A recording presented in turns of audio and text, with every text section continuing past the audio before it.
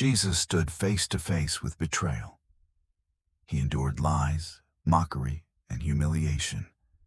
He was falsely accused, provoked, cornered, stripped of dignity. Yet he never erupted in rage, not because he was numb, not because he was weak, but because peace was not something Jesus tried to hold on to. Peace was something he carried. And that same peace is available to you. This is not a fragile calm that disappears when life gets loud. This is a steady peace. A peace that remains when people misunderstand you, when emotions rise, when circumstances feel unfair. A peace that cannot be stolen unless you hand it over. So today, let's talk about how to walk in unshakable peace. Peace that no person, no comment, no situation can disturb. Our peace is protection, not just a feeling.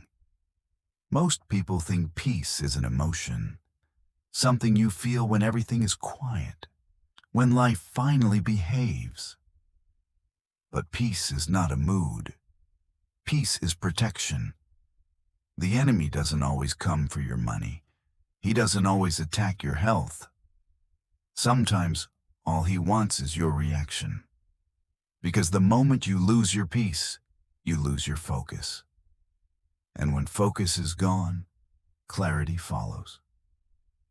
That's why Scripture tells us that the peace of God guards our hearts and minds. Peace stands watch over your thoughts. Peace shields your emotions. But protection only works if you stay behind it. Every time you choose calm instead of retaliation, you are saying, "My peace is worth more than this moment." And that choice matters more than you realize.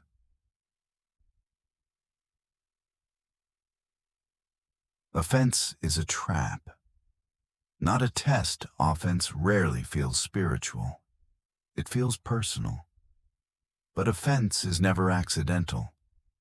The enemy knows he cannot steal your peace directly, so he tempts you to give it away. Through words, through disrespect, through moments that replay in your mind long after they happen. Jesus warned us that offenses will come, not if, but when. The real question is not whether you will be offended. It's whether you will live offended. Because offense keeps you tied to the person who hurt you. It keeps the wound open. It keeps your spirit restless. Forgiveness is not pretending it didn't hurt. Forgiveness is deciding that the hurt no longer owns you. Peace cannot live where offense is still breathing. Letting go is not weakness. It is freedom. Stillness is strength, and the world teaches you to react. Speak fast, defend loudly, prove your point. But God says, be still. Stillness does not mean silence. Stillness means surrender. It means trusting God with what you cannot control. There are battles you win not by responding, but by resting. Not by speaking, but by surrendering. Jesus stood silent before false accusations because he understood this truth. God fights better battles than we ever could. When you stop fighting for control, you make room for divine intervention. Stillness does not mean you are powerless. It means you are protected. To peace grows where pride dies. Most anger doesn't come from pain. It comes from pride. Pride whispers, "They shouldn't talk to me like that." They owe me respect. I need to be understood. And before you realize it, your ego is driving your emotions. But peace flourishes in humility. Humility is not thinking less of yourself. It is thinking like Christ. When pride loosens its grip, peace takes its place. You stop needing to win every argument. You stop explaining yourself to everyone.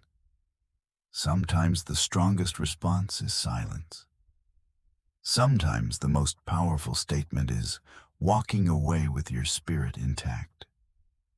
God gives grace to the humble, and peace lives where grace flows freely.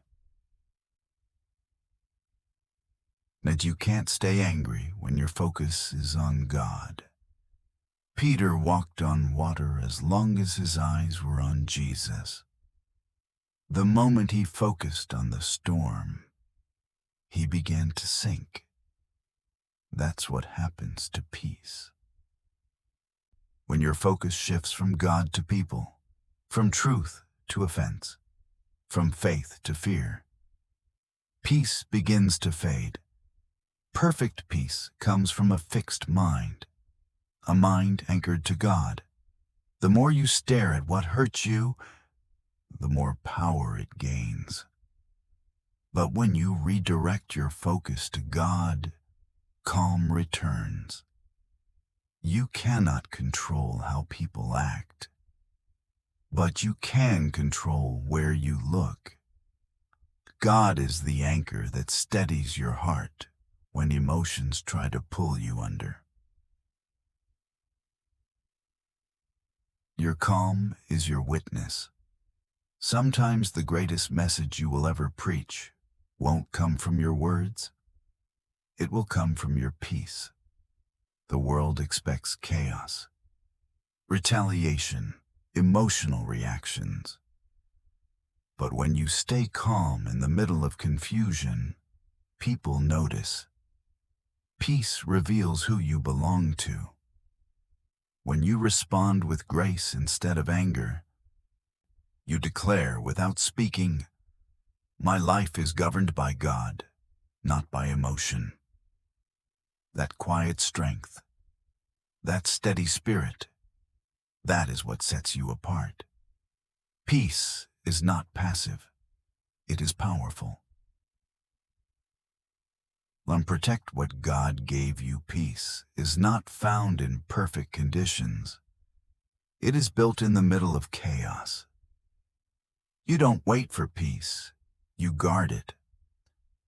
So the next time someone tries to pull you into conflict, ask yourself, is this worth my peace?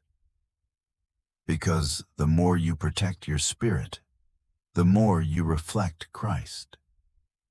If you're choosing to walk unbothered from this day forward, type peace in the comments. And don't forget to subscribe for more faith-filled messages that strengthen your walk with God. Remember this truth. Your peace is your power when you protect it.